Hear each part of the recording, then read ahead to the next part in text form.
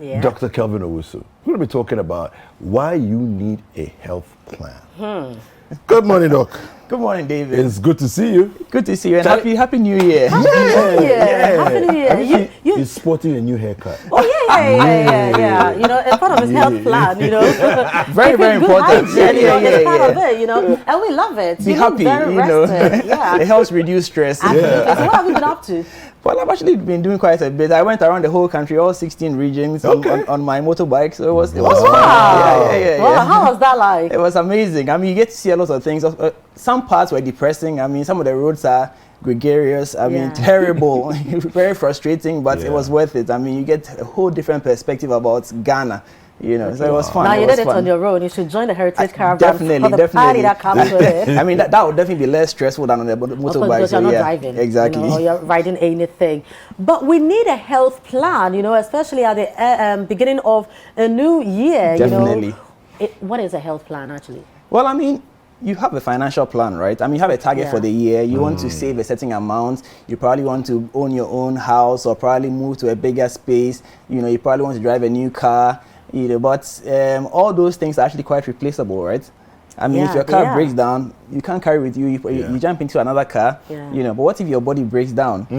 You know, how many of us have actually, you know, as part of our New Year resolutions, how many of us have put a health target, a health goal, you know, on paper? I want to be this weight by the end of the year, or I want to be, you know, this much healthier by the end of the year. My blood pressure should be at this target. Do we actually think along those lines? Well, I got to, because this year I've told myself I'm going to be eating more fruits and vegetables. You know, I'm trying, but you have to support me with prayers. You know, so generally speaking, medical checkups, all those things. Yeah. It's actually one of the biggest cultural issues we have as a people when it comes to our health is that we think that the hospital or the doctor is only useful when you are sick. But we actually do far more than that. You know, don't put us in a box. You know, it's actually cheaper, you know, to prevent than to try to cure. You know, of course, the challenge is it might cost you a lot more upfront to begin, you know, putting measures in place. You know, for instance, you want to eat fruits, more fruits. That's expensive because I mean, some of the fruits are seasonal. If for instance you want apples, you know, as the year progresses, the price of apple is going to go up. You know, so it's going to be more difficult, you know, to stay on your fruit journey. So it's more. It seems to be more expensive, but wait until you develop hypertension, or worst case, you get cancer. You know, it gets more difficult, you know, because not only are you spending money, now you can't even go and make the money back. You know, so it becomes a double-edged sword. So you are losing money and you don't have the capacity or the energy to go and make the money back. You know, of course, to a large extent, it's a bit difficult to know definitely that my health is going to be this way or that way by the end of the year. You know, but it's important that at least we have a general idea where we want to go. You know, hope is not a strategy, and it applies in finance, it applies in family, it applies in your health as well. You cannot hope to be healthy by the end of the year. You know, it's based on your actions that will determine whether you're going to be healthy or not at the end of the year to a large extent. Right. So what goes into a health plan? You know, what do I have to do beyond checkup? Then what? So I mean, I'm happy that you mentioned checkup, because indeed you do need a checkup to begin the whole show, because you need to know where you are. You know, where are you right now? So just, I mean, I'm going to keep comparing it to a financial plan, because it's difficult to sit in your room and draw a financial plan. You need somebody who actually understands finance, somebody who understands money, you know, to take you through a proper plan that will fit your peculiar situation. And so you need a health person to also, you know, help you determine what is good for you. So you need to know where you are now. You also need to know your family history, because I mean, if you come to me, I mean, we are going to discuss family history, because whatever is history has a way of repeating itself. You know, so if it's happened to you before, or it's happened to somebody in your family before, the probability that it happened to you is much higher than the general population. So let's take cancer. If somebody in your family is a primary relative means your mother, father, or sibling. That's a primary relation. If a primary relation has had a particular cancer before, your risk is much higher than me walking on the street. You know, and so it's important that we take it from there. Say you're a guy and your father suffered from prostate cancer, and the prostate cancer happened at, let's say, 45.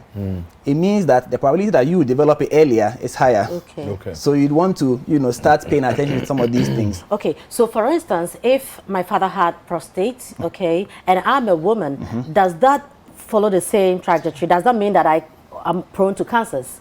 Well, not necessarily. I mean, because first of all, women don't have prostate, so that so means you are safe from prostate. You can get, that's what I mentioned. Yes, I know. You open yourself. So some cancers have associations. Okay. You know, so something like breast cancer and ovarian cancer, and there's a third one, cervical cancer. I don't remember the third one, but they sort of have a linkage. You know, so if there's breast cancer in your family, the probability that you can develop the breast cancer or those other two related cancers is high. Okay. Especially if a male relative develops breast cancer, then it means that the genes expression is high in that family. You know, because breast cancer is not common in males. So if a male relative has developed breast cancer, then whether you are a male or female relative, you should be paying particular attention to your breast, because it means that the family, the blood is strong. So you want to make sure that you don't develop it, number one, or if you develop it, you want to catch it early. You know, because that's the thing with cancer. If you catch it early, it's most of the time 100% curable. But the later you catch it, the less likely it is that you're going to get it out of your system well enough. You know, and so we want to catch it early. So that's why you need a health plan. So a health plan would for instance start with a checkup, a routine checkup to know your status. So they will check maybe your blood level. They'll do a physical examination, make sure that there's nothing hiding anywhere physically. They might do some investigations to find if there's not anything happening internally as well. You know, and then they'll say, okay, this is where you are. So now 6 months time we may repeat this, or a year's time we may do this, you know. So in between, because we found, let's say, cholesterol level is high, because your cholesterol level is high today, this and this is what you're supposed to do to either maintain the level or bring it down, you know, so that then if you are struggling for motivation to continue on your fruit journey, then you go back and take your results and you see that the cholesterol is high. And because you know that if your cholesterol goes high, it can affect your heart. You know, you might get a heart attack. It can even give you a stroke. It can cause problems in your leg. You might end up having an amputation because your blood vessels are blocked. You know, when you see all these things, and because of the discussion you've had with your healthcare provider, obviously you're not going to need motivation to continue your fruit and exercise journey, you see. So knowing where you are is the beginning of your health plan, you know, so that you know where you're going. So at the end of the period, let's say your hypertension, your blood pressure is 130/100. Nobody will start your medication for that, even though we call it pre-hypertension, you know, because you have once your blood pressure crosses 90, the bottom one crosses 90, that's pretty much hypertension. But because the top one is not too high, we are not going to treat you per se with drugs.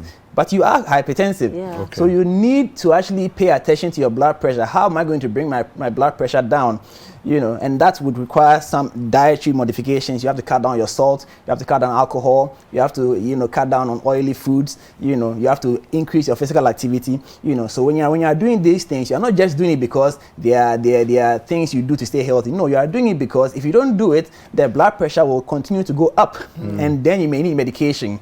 And much as medication is good because it's going to keep your blood pressure down, medication also comes with its own side effects. And even remembering to take the medication is another issue altogether. You know, sometimes you genuinely forget, but when you forget, your body is not going to say that, oh, it's okay to forget. It's going to shoot up, and if it shoots up beyond a certain point, you may be 40, but you could develop a stroke. And this is Ghana. You get a stroke in Ghana, and it's a whole other you know, problem. You know, because assuming you survive the stroke, but you need rehabilitation because one side of your body is weak, you may need a wheelchair. How are you going to get access to your office? You know, that's the problem. So, you can't go anywhere. Exactly. So we don't even want the stroke to start at all. Transport. It's even non-existent in the first place. So how are you going to get your wheelchair into the trotro? It's not easy, you know. So we don't want the stroke to develop, you know. And to a large extent, a lot of the strokes are caused by hypertension. Diabetes also hiding in a corner there. So if you're able to follow the plan and stay healthier, it can prevent you from developing the stroke, you know. So as much as it depends on you, you have a health plan so that you can actually stay healthy to a large extent, because most of the decisions and your actions are dependent on you. So let's go to the checkup. do you have to walk into the hospital, do a checkup at one time? So maybe beginning of the year, I'm checking everything. Or you probably can maybe break it down, you know, because sometimes you want to go and do a checkup, you don't even know where to start from. Yeah. You know, and it all comes back to money. If you want to go to a proper hospital, you really must need some good money on you. How do we do this, you know, taking into consideration financial costs? So I mean, first of all, I mentioned the culture, the cultural aspect. It's not only on the individual side; it's also on the institutional side. A lot of our facilities are not set up in a way to promote wellness. Okay. You know, they are more focused. You see, because we have still not overcome malaria, diarrhea. So a lot of the focus is on curative. Now COVID. You know, because when you get to the hospital, people are coughing like.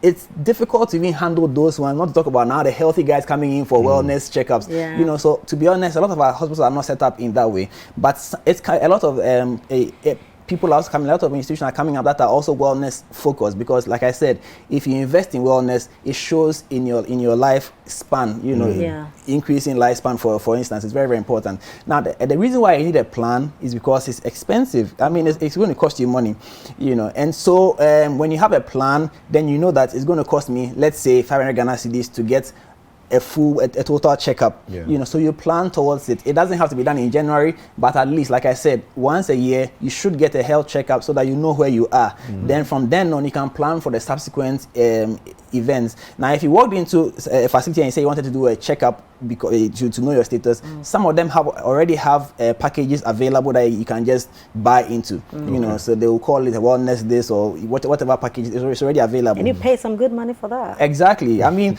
BC, everywhere in the world, health is expensive. Yeah. It's only when we come into our setup that we are trying to make health a social, should I say experiment, because there are changes every day. No, sometimes we understand, but we don't have it, you know, so we try to modify the whole thing. You see, but it also creates the impression that health is cheap. So people don't feel like paying when they actually go to a place where they are now charging them premium. You know, because if you don't pay for premium, you cannot demand premium service. Yeah. You know, and wellness is as we are talking now, it's kind of a luxury. You know, and so you will actually pay a premium price for that, but you need to understand the benefits they are going to get, because like I said, whatever decision you're going to take, even your weight, people struggle to maintain their weight or to stay in a healthy weight because they don't know the effect that their weight is having on them. If, for instance, you have been doing a wellness checkup for the past 5 years, right, and then you notice that your weight is increasing. Now, if you have the records from 5 years ago, you can actually go and sit down and look through it. You will realize that as your weight has been going up, your blood pressure has also been going up. Okay. Yeah. Okay. And when you see this trend, no one will tell you that you need to cut down your weight, especially if you have a family history of hypertension. You don't need me to come and tell you. You can see for yourself. And this is why wellness checks are very important, because you can see the progression of your deterioration. The beginning of the end. Exactly. So that you don't need me to come and tell you that you need to do something about it. You know. So when you are following a healthy diet, or when you're following a healthier life, when you choose to climb the stairs instead of using the elevator, you yourself know why you are doing it, because you can see the effect right in front of you. You know, so that's why wellness is important for everybody who can afford. Even if you can't afford it, I mean, that's why you must plan towards it. You know, so you know that it's going to cost me 1,000 Ghana. Well, you start saving, you have a whole year to plan towards it, and then you make it happen, because you know in your state will even help you when you do fall sick. And I mean, that's another discussion. But yes, when you do fall sick, for instance, if you already know that your normal, let's say HB, your blood level, your normal is, let's say, 10. You've had it at 10 for the past 10 years. If you come to me, I don't know that that's your normal. So if I see 10, I'll probably prescribe medication for you. But then you will now tell me, oh, it's been 10 for, then, oh, okay, then no need for me. So you see, right there, you are saving money on medication that probably was not important. So you having a wellness plan can help you save money when it comes to treatment for actual ill health. Fantastic. Doc, I think people would definitely want to try and get in touch with you. How do they do that? Well, I'm active on social media, Kelvin Owusu MD, on all social media channels. So you can just reach out and then we can arrange something for you.